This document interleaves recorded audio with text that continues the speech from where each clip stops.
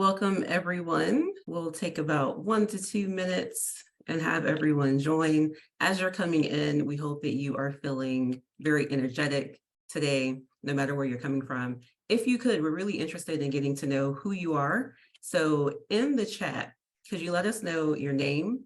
And this could be your government name or a name you prefer. Also, let us know what part of the country you're tuning in from. And if it so moves you, let us know what type of position you're interested in becoming. All right, we see some interesting answers coming in. Jacqueline, very nice to meet you.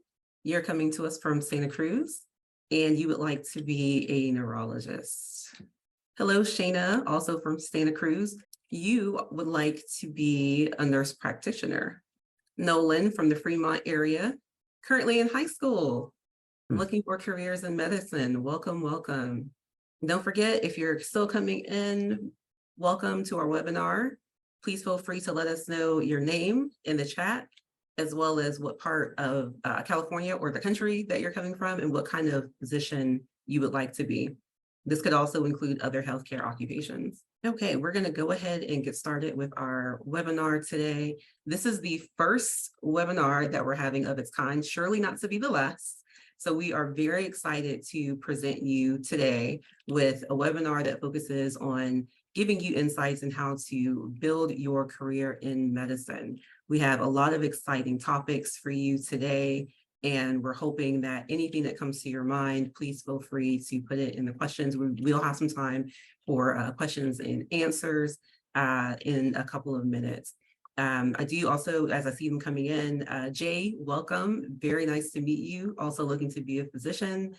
Brenda, coming from the San Fernando Valley, looking to become a psychiatrist. We have Zachariah, and you are open to future prospects. Very good. Well, we hope that all the information we're going to present to you is very helpful. All right, so now these are the speakers that you can expect to hear from today. We're going to have each one introduce themselves as they appear on the screen. Thank you. My welcome to all of our attendees. PK Agarwal, I'm the Dean for University of California, Santa Cruz Extension campus here in Silicon Valley. I'm going to take about 5 minutes and just share a few things with you. I think the most important thing I want to share with you is that all of you who are considering a career in medicine, I applaud you. I mean, it is a noble calling. It takes an enormous amount of dedication. It takes an enormous amount of commitment. And often it's a thankless task. But I know you are really driven by one thing only, which is to heal people, to make them feel better in their darkest hour oftentimes. And it's not for everybody. It takes a very special kind of individual to become a physician. And that's who you are. That's why you're here. So I just want to thank you to not only for being here, but your noble calling for who you want to become. And the world needs you. You know that. You know, a few years ago, a physician friend of mine shared a story with me that always stuck with me, and I want to share this story with you. So the way the story goes is that it's a story about a couple walking along the beach. But that's what couples do, right? They walk along the beach holding hands. And in the distance, they say a kid picking up something from the beach and throwing it into the ocean. And he just kept repeating and repeating. And as they got closer, they noticed that the kid is picking up a starfish and throwing it back into the ocean. And the couple asked the kid, you know, there are tens of thousands of these starfish that have beached. What difference are you going to make? And he picked up one more starfish and threw it into the ocean and said, you know what? I made a difference for that one. And in some ways, when you think about your future roles, that's what it's all about. I mean, the world is a very large place. We all do our part. And you certainly, as I said, it's a noble calling and you're doing your part. So once again, I thank you for it. And thank you for being part of this community. So let me take a moment and just kind of tell you who we are. So we are the Silicon Valley campus. We are the extension arm of UC Santa Cruz, University of California, Santa Cruz. As you know, those of you not in the Bay Area, it's or outside the Bay Area, it's you know, the place to be. And we're certainly very proud to be partnering with UCLA in this particular venture. We are located in the heart of Silicon Valley. We have a rare luxury of having plenty of parking, having a Starbucks, number of restaurants, pubs across the street, walking distance. So one thing I would encourage you is to come visit next time in the Bay Area, or if you decide to enroll in the program, otherwise come hang around here, come visit, make it your home away from home. That's what we want it to be. We fully believe that more than anything else, you're part of our community. And our goal is very simple. Our goal is not to offer you education. Our goal is not to offer you webinars. Yes, we do that along the way. Our goal is to help you get there. Goal is to help you serve the humanity. Our goal is to help you get into the medical school. And we have a lot of best practices. And over time, you learn more about it. So that's who we are. And again, once again, make us a part of your family. We want you to be part of our family. This is your home. And the last thing, I'll just give you some overarching trends. The numbers are that by 2025, which isn't that far away, the gap between demand and supply in California alone is 4,700 physicians. So not that you're there for the market, but it's simply a seller's market. Nationally, the same numbers are that you have roughly a gap of 124,000 people by 2035 in the next 10 years. What's causing this? What's causing this simply this, that a lot of people in my generation, the baby boomers, they are phasing away, they're retiring or really phasing out, whatever the case may be. And there just isn't enough supply. There are a lot of bottlenecks, as you know. Certainly getting into medical school itself is a challenge, and that's one of our goals. But also getting residencies, getting internships, getting experiential opportunities. So one of the great news on the horizon is that the federal government is stepping in. There's just recently, a couple of months ago, legislation introduced that they're going to create 2,000 Medicare-sponsored residencies for medical students. So that hopefully will start to take care of one of the big bottlenecks in the process towards becoming a physician. And finally, the last of the very important trends is that as the United States is becoming more diverse, there's a big gap there. There's need for a lot more physicians in low-income communities, in Hispanic communities, in Native American communities, in Black communities. And so I hope as you go through this journey, think about that we want to really provide equal access, equal opportunity to all. So once again, thank you for being here, and I look forward to having you as part of our family. So back to you, Mayen. So as PK mentioned, there is a very beautiful career journey that it sounds like many of you are very interested in embarking upon. There is a huge need for physicians and all kinds of healthcare professionals.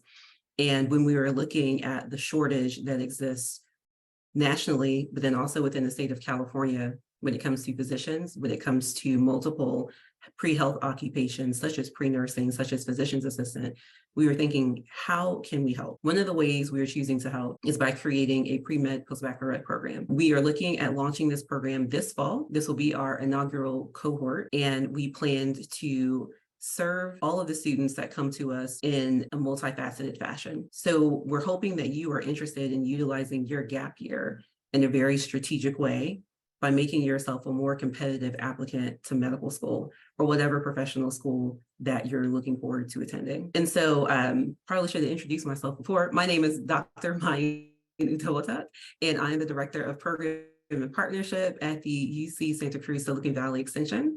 I'm part of the team that is building this program and really looking forward to interacting with all of you students, prospective students who will hopefully be enrolling.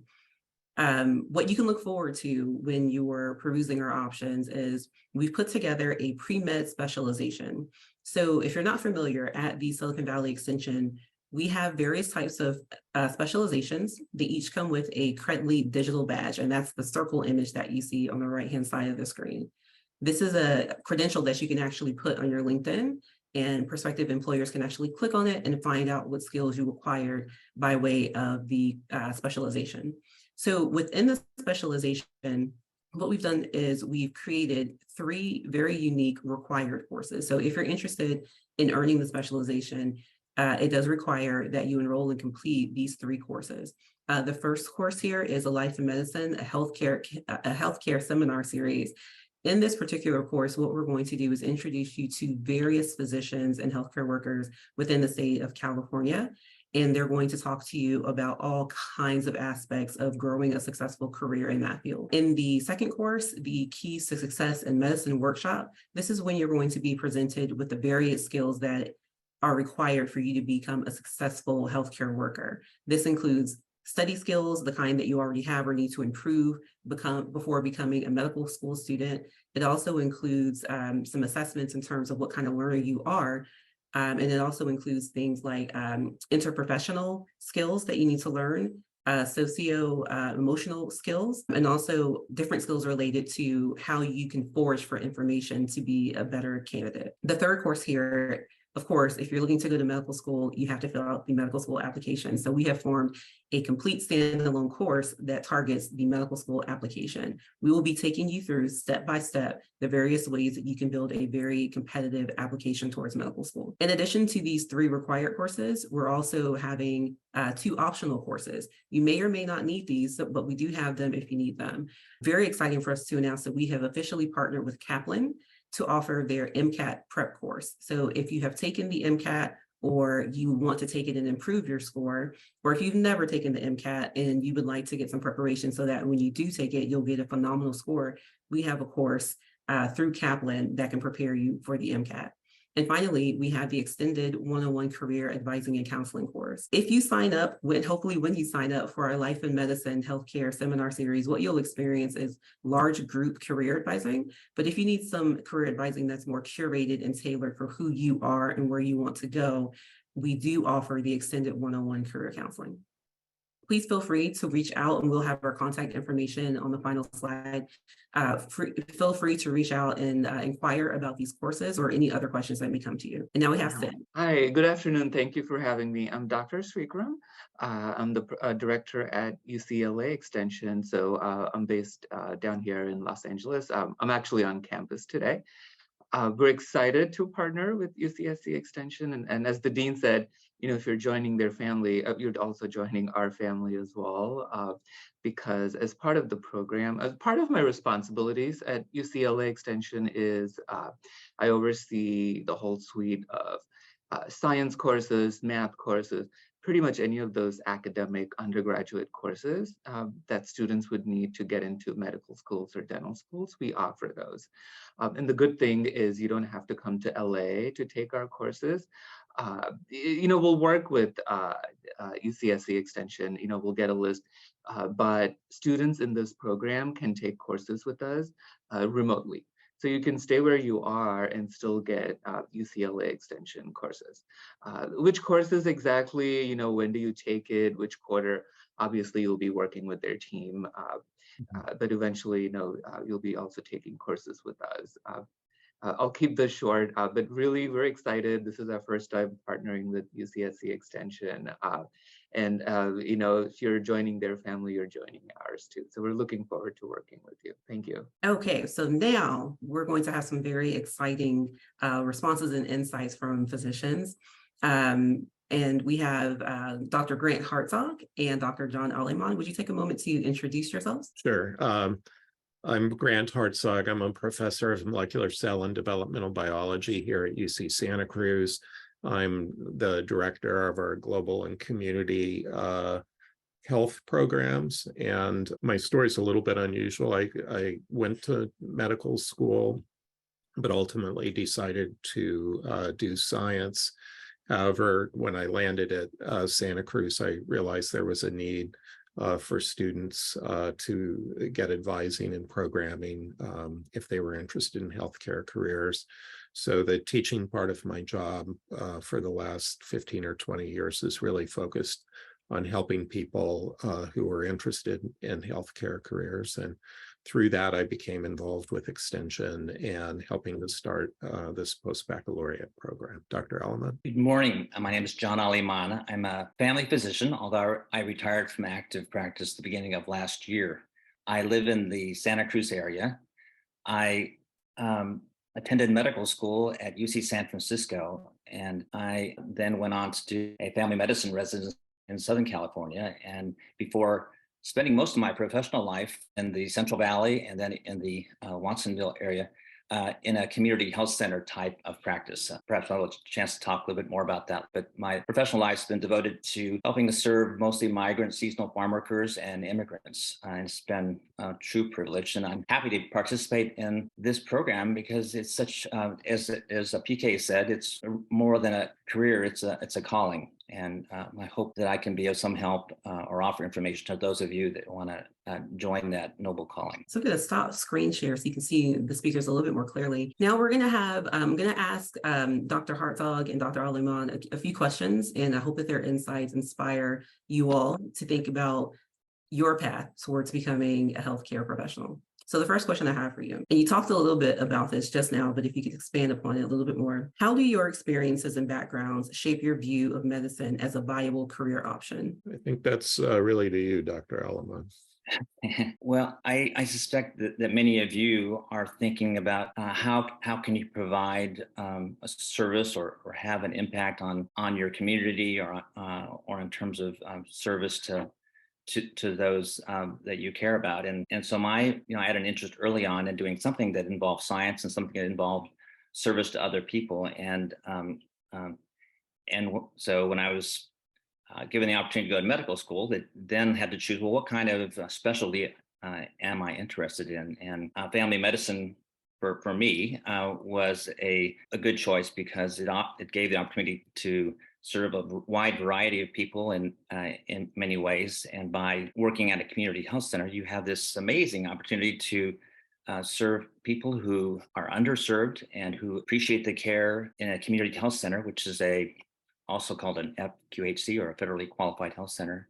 You get the chance to provide comprehensive, holistic type medical care with lots of resources without having to worry so much about the business part of medicine, and you can really devote yourself to providing personal face-to-face care. And I'll just add that although I don't practice medicine, I think the most important part of my job is to help to get people into healthcare careers, going back to PK's story of putting one starfish at a time back into the ocean. I really view that as the best and most important part of my job now, of helping people get into healthcare careers and to make long-term impacts in their communities. Thank you. So the next question I have for you is, from your perspective, how is medicine practiced today? As I mentioned earlier, I retired from active practice at the beginning of last year, but certainly in these last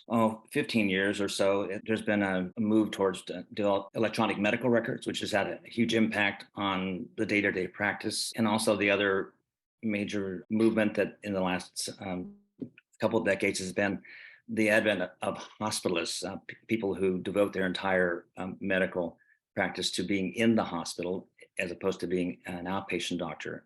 So for someone, myself and family, you do have a lot of options. You can choose to continue to do hospital care as well as outpatient care, or now you have the opportunity to devote yourself entirely to outpatient care, knowing that in most communities there are hospitalist doctors who can take care of the inpatient part, which allows you a much more flexible work environment and opportunity. So you could potentially work part-time and carry on other responsibilities like your family. Yeah, the world of medicine is vast, right? There are many different ways to fashion a career for yourself in medicine, and you don't have to do the same thing forever in the world of medicine as well. So when we were pouring through the statistics in terms of what's needed for physicians in this country and in the state of California, and we were finding, number one, there's a national shortage. Number two, there's a California state shortage of physicians.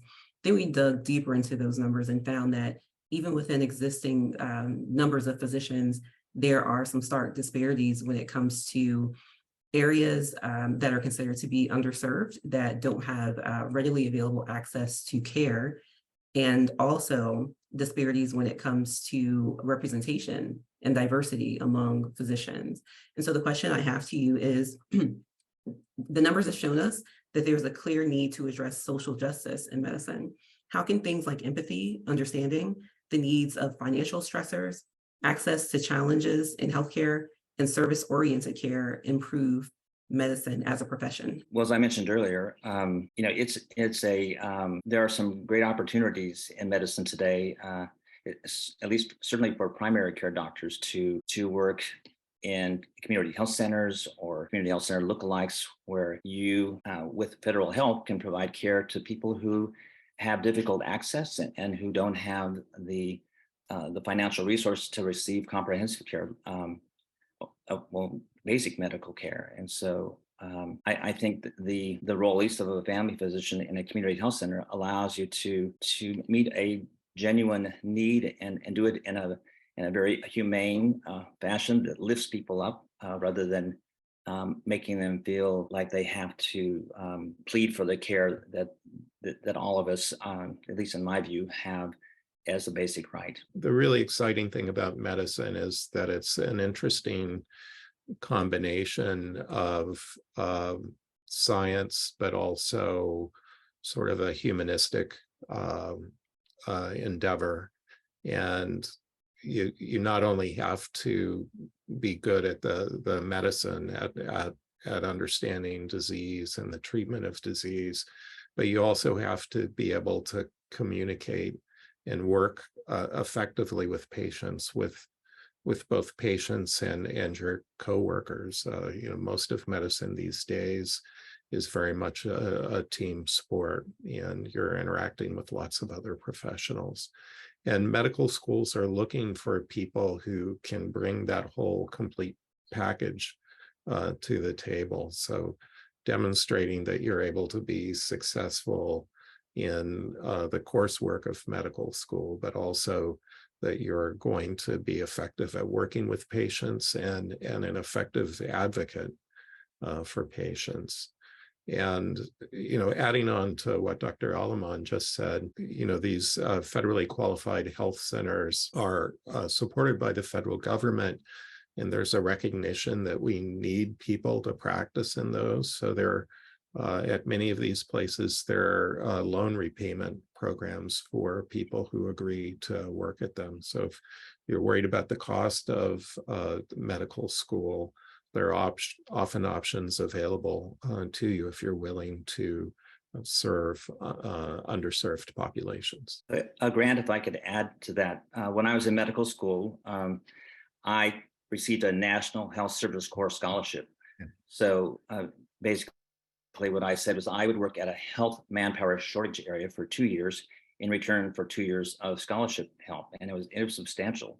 And so when I finished medical school and residency, then I went to look for places that were considered a health manpower shortage area. And in California, there's many, certainly in the Central Valley, where I spent most of my career, as well as on the coast.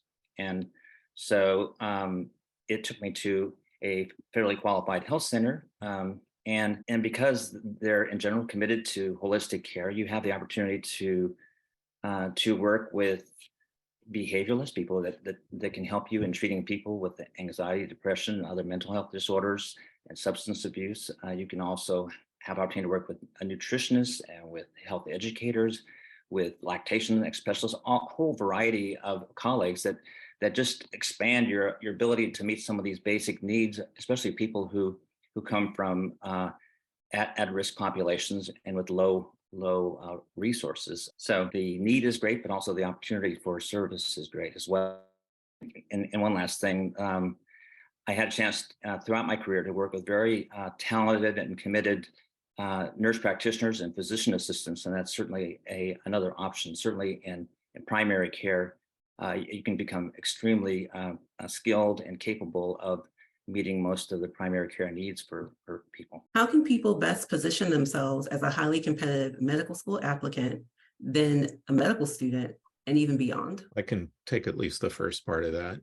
As I mentioned before, medical schools are sort of looking for the complete package, people that can master the medicine, the science of health and disease and treatment, but also people who are going to be effective and empathetic communicators with patients, that can work well with their colleagues. So certainly grades and test scores, I'm not going to sugarcoat it. Those are an important part of the application process, but also demonstrating that you're a person committed to the social aspects of medicine, that you have good people skills. That's very important as well. because medicine is a very long road, it's important to demonstrate that you have some understanding of what you're getting yourself into and some commitment to a life service. So one thing, as part of this program, we're working with local physicians to create a shadowing program that would give students opportunities to shadow physicians and meet physicians who potentially could write letters of recommendation. We've got a medical speaker series where students can give a presentation in the form of a grand rounds to local physicians in the county. And we can also help connect students to volunteer activities where they can demonstrate their commitment to the social good. I would just say that Grant and Sid are probably more positioned to answer that question about what sort of prerequisites you might need. But certainly from my own experience, at UCSF, there seemed to be a great attention to recruiting people that had a broad background, people who had unusual previous careers or educational careers that made them just a more rounded, interesting, curious person, because you're dealing with people.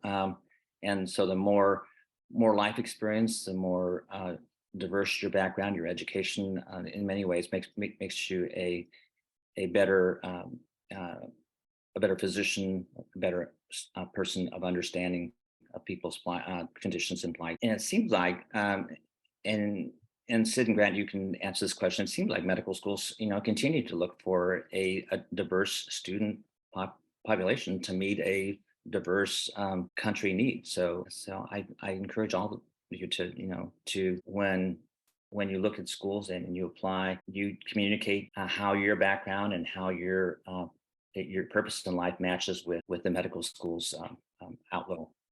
Yeah. So do you want to add anything? Yeah, it is a holistic package. So, not only looking at the academic courses, but also the overall experience, research experience, volunteering experience, and any community service that you're doing in underserved communities. The courses, as we said before, you'll be working with the advisor or the counselor. But if you're not from a science background, obviously you'll take the whole range of courses in chemistry, biochemistry, physics, math, stats. It's a long list. That's one part of it. And also there's beyond the academic coursework. What else are you doing to the community and to your own benefit? I'll just add two things real quick. I went to UCSF a few years after Dr. Aleman, and I would agree many of the best students in my class were people who'd done other things for a few years before they went to medical school. They had more life experience. They had a stronger understanding of who they were and why they were there, and could clearly sort of demonstrate their commitment through that. And the other thing is there's a common misconception that medical schools expect you to apply straight out of college, and that you have to be 22 years old if you're going to be a strong applicant for medical school. And that's just not the case at all. Many people apply to medical school later on. I had a speaker in to my class on campus a couple years ago who went to medical school when he was 40 years old. And so, I would recommend doing it earlier than that. But if you're 26 or 27 years old, there's nothing wrong with that at all. You can still be a very strong applicant. Just because the average age when we have the pre-med and all the courses, it is around 25, 26 is the average age of the student, if not a little older. So that's why I said academic is one of the part of your whole journey, but everything that adds on to the academic, that's really something that helps a candidate stand out. So just a reminder to our attendees, if you have questions, please feel free to put them in our question box. You can even put them in the chat. We have received some really great questions I'm going to ask our panelists, and please feel free, any of you, if you feel so moved to answer. If you feel inspired, please share. So this question reads as follows. Hi, are you able to simultaneously practice and do research on topics you were always interested in and of course, related to your expertise? Or is it usually one or the other? I can answer that. So I was in the MD PhD program at UCSF, and I really liked medical school and medicine, and I loved science, and I decided I was going to do the science full time. But medical schools are full of people who combine careers of research and the practice of medicine. And every person there is going to have a different balance between the two. And certainly when you're doing your residency, it's going to be 100% medicine during those years. But to be honest with you, when I was in medical school, I was working in a research lab on nights and weekends, and I had the time to do that, and I could still be successful in my classes. And I worked with lots of physicians in my research lab over the years who were doing good research projects as well. So you can definitely combine the two if you want to. Dr. Aleman or Sid, anything else to add? No, nothing else. Okay. The other question we have is, there are statistics that people with better communication skills have improved patient outcomes. How would one go about working on this aspect of their skill set?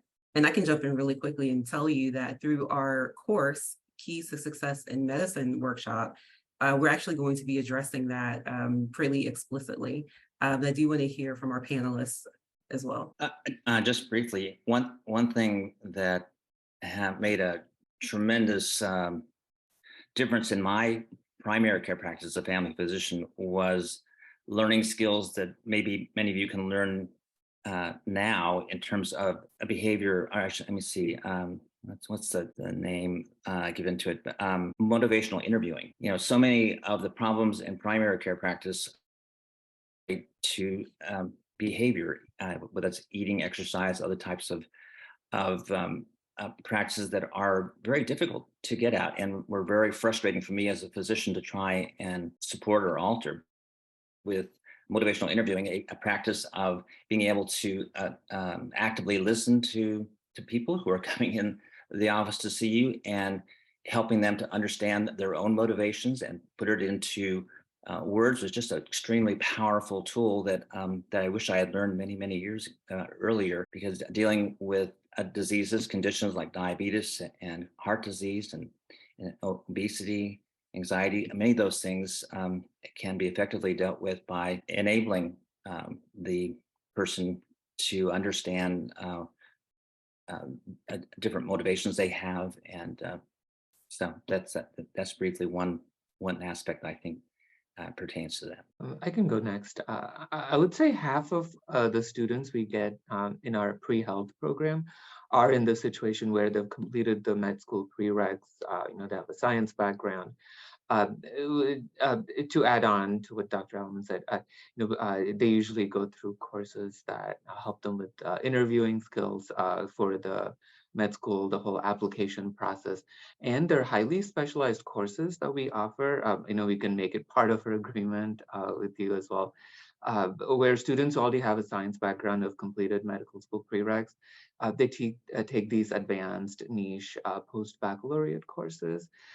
Could be in, because you brought up research in one of the previous questions. There are a lot of courses that we offer that are niche towards a specific research program. We have some on cancer biology, like those are all the courses you could take and also help with interviewing seminars and just the whole application process. Yeah, I mean, those are learnable skills, right? It's not that you're necessarily born as a good or a bad communicator. It's something that you can practice and learn. And one of the speakers we'll bring in is an expert in this area and made a big part of his career of training doctors to be better communicators. Another question we have from the chat actually parallels with a question I had for the panelists.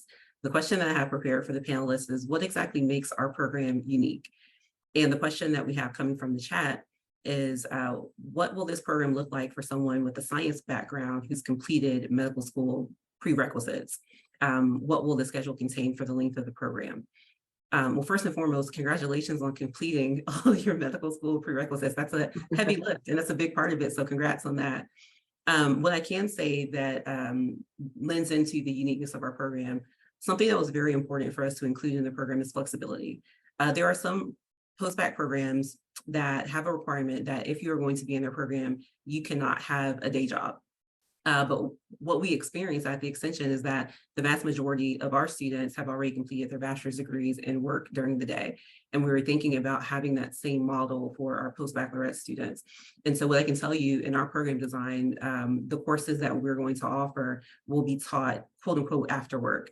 I know that can be a bit relative to after work hours, what that means for your particular job. But we're looking at having our courses, our workshops and seminars specifically, start around 6 p.m. or 6:30 p.m. Pacific Standard Time. In terms of the length of the program will vary depending on your specific needs. So what's really unique about our program is we're not going to situate every single student into a very rigid program structure. You can come in and you can, if you need, and if you see a need for your particular situation, if taking every single workshop and seminar helps you, then we invite you to do that. If you're a person who only needs help with the medical school application, we invite you to simply do that. If you're a person who only needs to take some science prerequisites, we invite you to do that as well. So we have the flexibility in how you participate in the program. Anything to add to that? Yeah, the science prerequisites, all of ours are also after work per se. So any of the math, science, any of those courses you take will be after 6 p.m. Usually our day doesn't start until after 6 p.m. because we understand a lot of our students have their own thing going on. And then they're coming at nighttime or on the weekends to take courses with us. I have a related question. So this might be for you. So there's an attendee who's asking about courses such as physics, specifically asking when will courses like that, the science courses, be offered? And you just mentioned that. Also, they were wondering about the format of the courses. And as far as labs, can they be completed online as well? So physics, lab and lectures are built into one course. Yes, and they start pretty much, we're on a quarter system, so we pretty much offer almost all the courses, all the quarters. In physics, we offer it completely remote as well, so you can stay where you are and still be able to finish the whole physics lecture and lab series. And so I'm curious if the panelists can give a little bit of your insight from your life experience, your professional experience.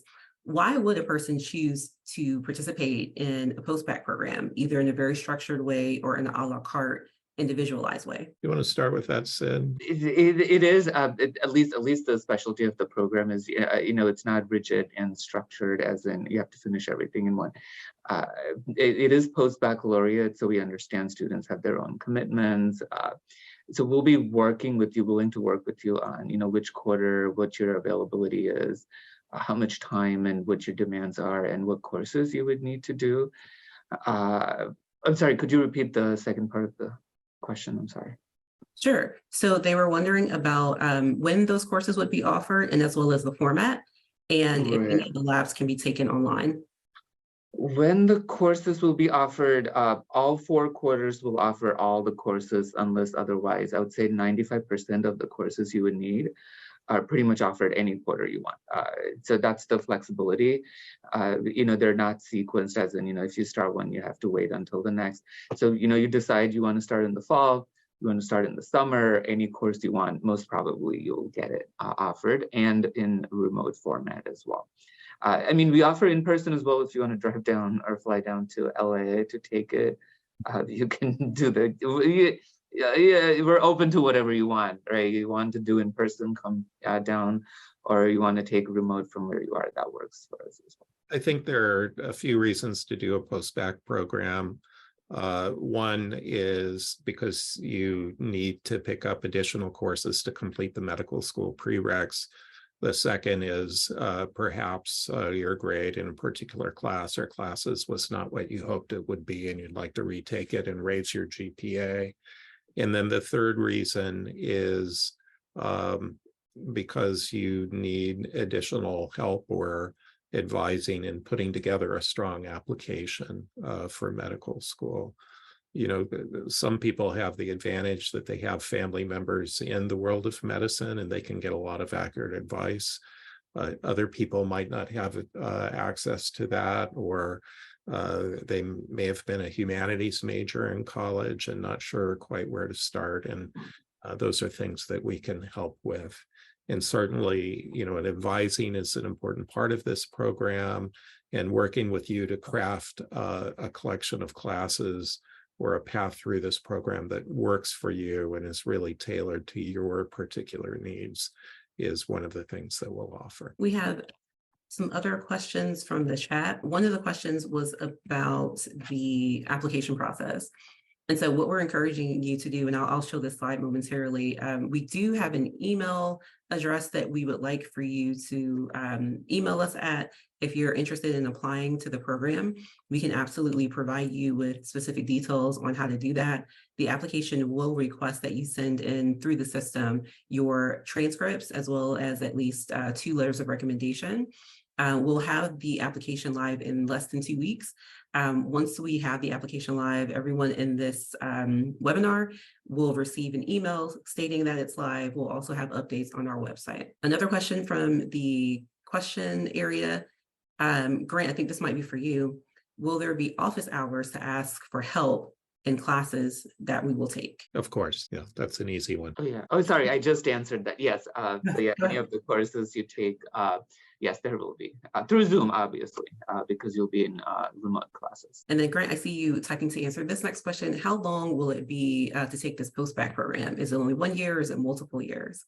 Grant, I'll let you go ahead and put your answers into verbal form. 1 year to 2 years. If you don't have any of the prereqs, it's going to take you at least 2 years. If you're starting at intro chemistry and going from there, it's going to take you several years to get through it. But if you have most of the prereqs done, then the 1 year program should work well for you. Sid, if you want to add anything there.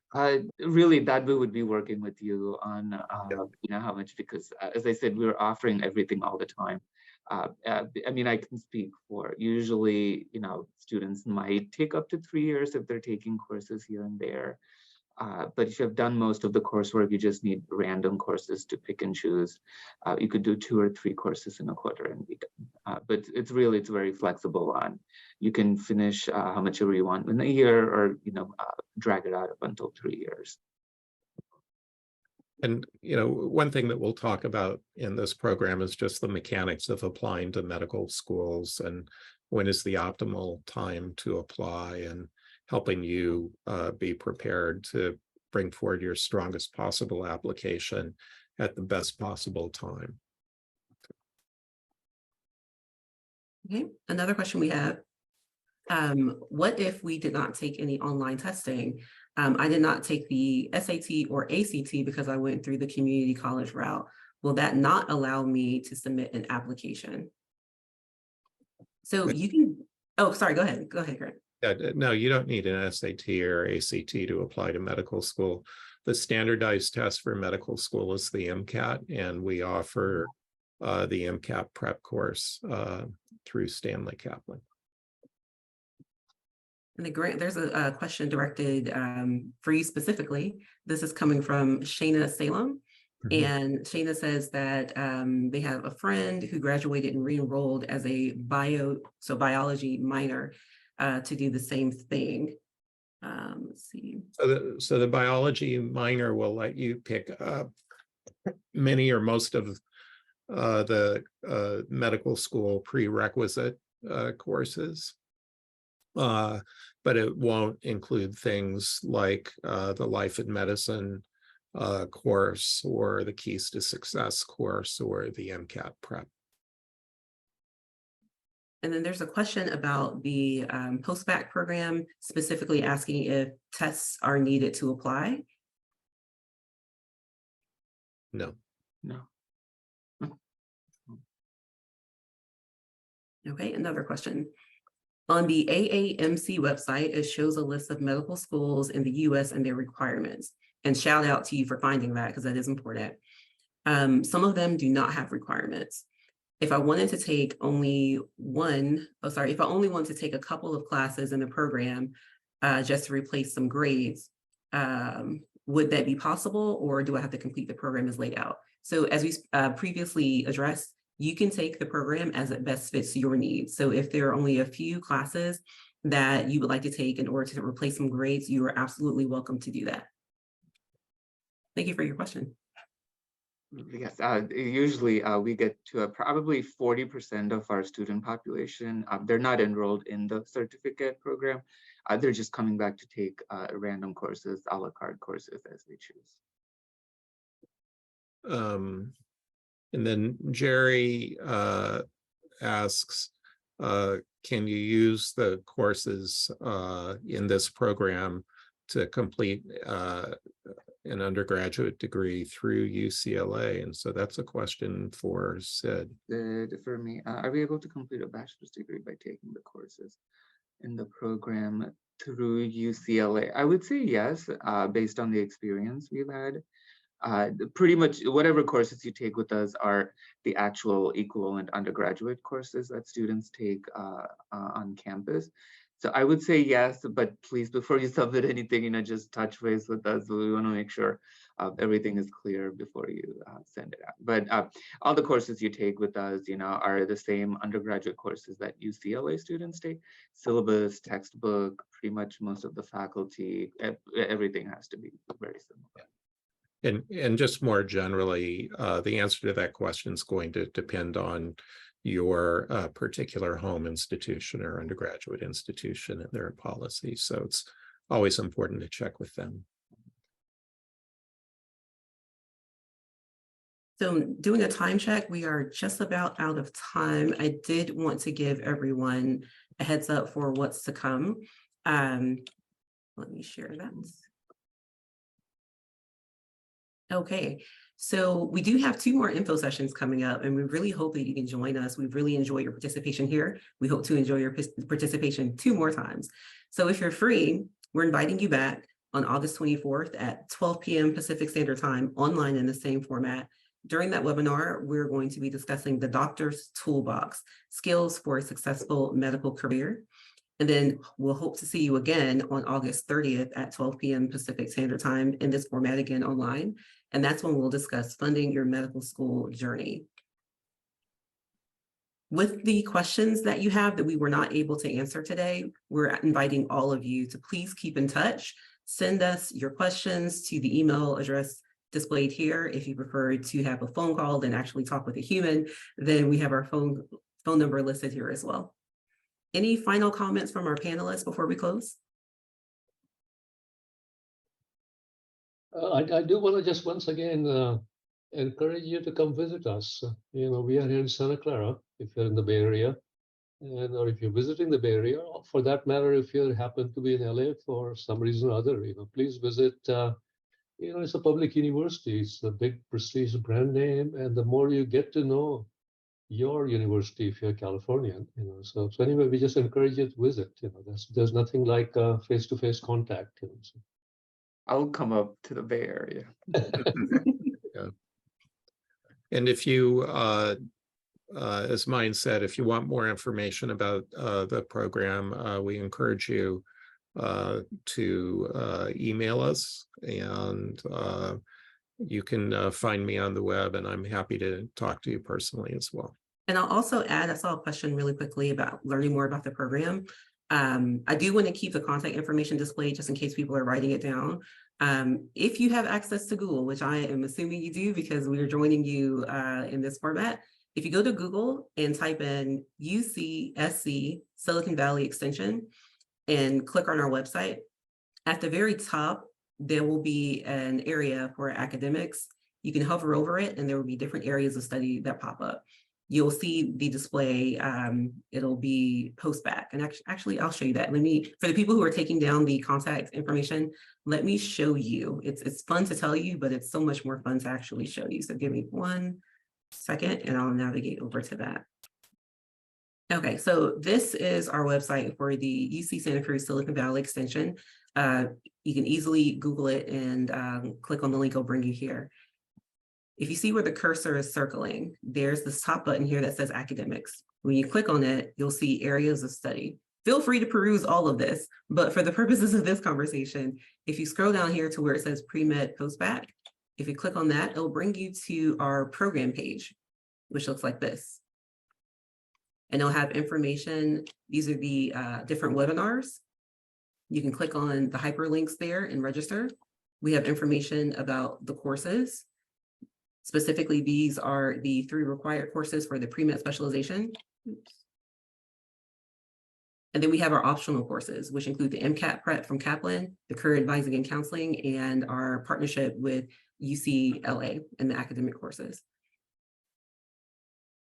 Over here on the right-hand side, if you fill out this information, it'll capture your information for us specifically, and we'll be in direct contact with you, and we'll be in a position to send you different levels of information, especially when they're hot off the presses. So I hope that answers the question about how to find more information. All right, so in closing, if you could think of one sentence for everyone, starting with Dr. John Aleman, if you could think of one inspiring sentence for all of our attendees as they are pursuing their medical careers, what would it be? That medicine is a great privilege and a noble profession. Okay, Grant. It's an exciting journey, and you should try to find a way to enjoy every moment of it. It's a calling. Mm-hmm. PK. You can do it. You can do it. Mm-hmm. That was my sentence. If it's in your heart and if it's in your head, you can put it out in the world and you can do it. Mm-hmm. All right. Thank you, everyone. We hope to see you in the next webinar. Thank you so much. And thank you to all our panelists. Have a beautiful day. Thanks. Thanks, Mayen. No problem. Thank you all. All right, see you later. Good job, everyone. Thank you. Bye. Thank you so much. Thanks, Bye. John. Take care.